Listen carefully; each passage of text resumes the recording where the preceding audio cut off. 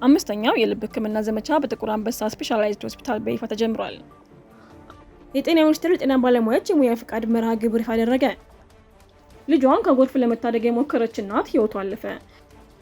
ፕሬዚዳንት ትራምፕ የዩክሬን ጦርነት ለማጠናቀቅ ከዘለንስኪ ጋር በአንካራ ሊመክሩ እንደሆነ ተገለጸ።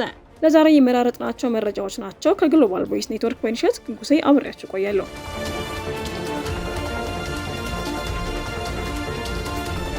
አምስተኛው የልብ ሕክምና ዘመቻ በጥቁር አንበሳ ስፔሻላይዝድ ሆስፒታል በይፋ ተጀምሯል።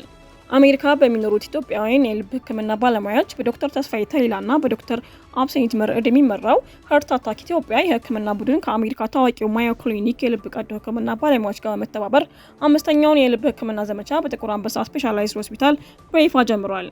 የዘመቻ የመጀመሪያ ቀን ስኬት የህክምና ዘመቻው በይፋ እንደተጀመረ ለረጅም ጊዜ በከፍተኛ የልብ ህመም ተሰቃይ የነበረችው የ27 ዓመት ወጣት የተሳካ ክፍት የልብ ቀዶ ህክምና ተደርጎላታል።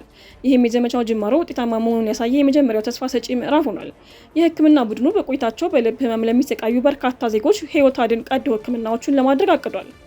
የዚህ የህክምና ዘመቻ ዋነኛ ዓላማ በኢትዮጵያ ውስብስብ የልብ ህክምና ለሚሹ ታካሚዎች ዓለም አቀፍ ደረጃውን የጠበቀ የህክምና አገልግሎት ማቅረብ ብቻ ሳይሆን የአካባቢውን የጤና ባለሙያዎች አቅም ማሳደግ መሆኑ ተነግሯል።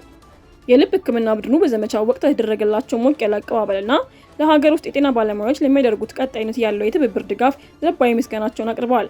ሀርት አታክ ኢትዮጵያ በየዓመቱ በሚካሄደው ይህ ዘመቻ ለኢትዮጵያ የልብ ህክምና አገልግሎት መሻሻል የማይተካ አስተዋጽኦ እያበረከተ መሆኑን የዘርፉ ተመራማሪዎች ይገልጻሉ። ቡድኑ በቆይታቸው በርካታ የቀዶ ህክምናዎችን በማከናወንና ለሀገር ውስጥ ባለሙያዎች ስልጠና በመስጠት ዘመቻውን እንደሚቀጥሉ ይጠበቃል።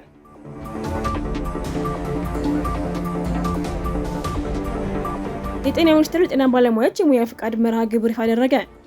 የጤና ሚኒስቴር ከከፍተኛ ትምህርት ተቋማት በመጀመሪያ ዲግሪ የተመረቁ የጤና ባለሙያዎች የሚሰጠውን የብሔራዊ ሙያ ፍቃድ ፈተና በነሐሴ ወር 2018 ዓ.ም እንደሚሰጥ ይፋ አደረገ።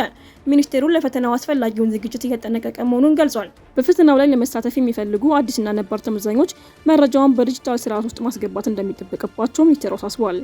ምዝገባው ከሰኔ 30 እስከ ሐምሌ 17 2018 ዓ.ም ድረስ ብቻ ክፍት ሆኖ እንደሚቆይ የተገለጸ ሲሆን መረጃ የማስተሳሰር ሂደቱ በተያያዘለት ጊዜ እንደተጠናቀቀ ተመዛኞች የሚፈተኑባቸውን የፈተና ጣቢያዎች የመምረጥ ሂደቱ እንደሚጀምር አስታውቋል።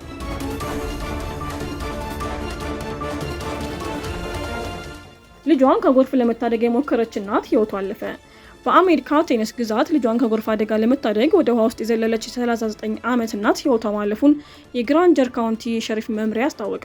ክስተቱ የተፈጠረው ሰኔ 28 2026 በፓውደር ስፕሪንግስ ነው።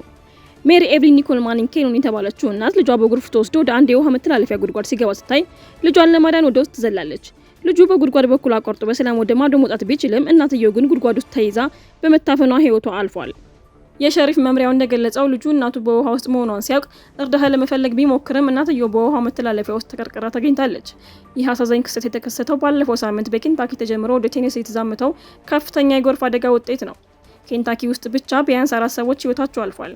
ከሟቾች መካከል በጎርፍ የተጠለቀለቀ ቤት ውስጥ የሰመጡ ጥንዶች፣ በአካባቢው የጎርፍ አደጋ ወቅት መኪናቸውን እየነዱ የነበሩ ግለሰቦች ይገኙበታል። የኬንታኪ ገዢ አንዲ ቤሸር ሰኔ 27 2026 የአስቸኳይ ጊዜ አዋጅ ማወጃቸውን ተከትሎ ህብረተሰቡ በተለይም በጨለማ ሰዓታት መኪና ከመንዳት እንዲቆጠብ አሳስበዋል።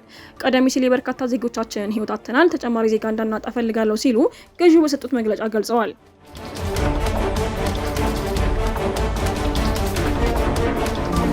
ፕሬዚዳንት ትራምፕ የዩክሬን ጦርነት ለማጠናቀቅ ከዘለንስኪ ጋር በአንካራ ሊመክሩ እንደሆነ ተገለጸ። ፕሬዚዳንት ትራምፕ ዛሬ በቱርክ በሚጀምረው የኔቶ ስብሰባ ጎን ለጎን ከዘለንስኪ ጋር ጦርነቱን ለማጠናቀቅ ቀጠሮ ይዘዋል ተብሏል። ፕሬዚዳንት ትራምፕ ከዚሁ ንግግራቸው ቀጥሎ ከፑቲን ጋርም ንግግራቸውን ይቀጥላሉ ተብሎ እንደሚጠበቅ ተገምቷል። ትራምፕ ይህን አስተያየት የሰጡት በሳምንቱ መጨረሻ ከሩሲያው ፕሬዚዳንት ፑቲንና ከዩክሬን አቻቸው ጋር በስልክ ከተነጋገሩ በኋላ ነው። ትራምፕ ለጋዜጠኞች በኦቫል ኦፊስ በሰጡት መግለጫ ፑቲን ጦርነቱ እንዲያበቃ ይፈልጋል ብለዋል። በተመሳሳይ ዘለንስኪም አሁን ጦርነቱ እንዲጠናቀቅ ፍላጎት አለ ብለዋል። በአሜሪካ የነጻነት ቀን በዓል ላይ ከፑቲን ጋር ጥሩ የስልክ ውይይት ማድረጋቸውንም አስተውለዋል።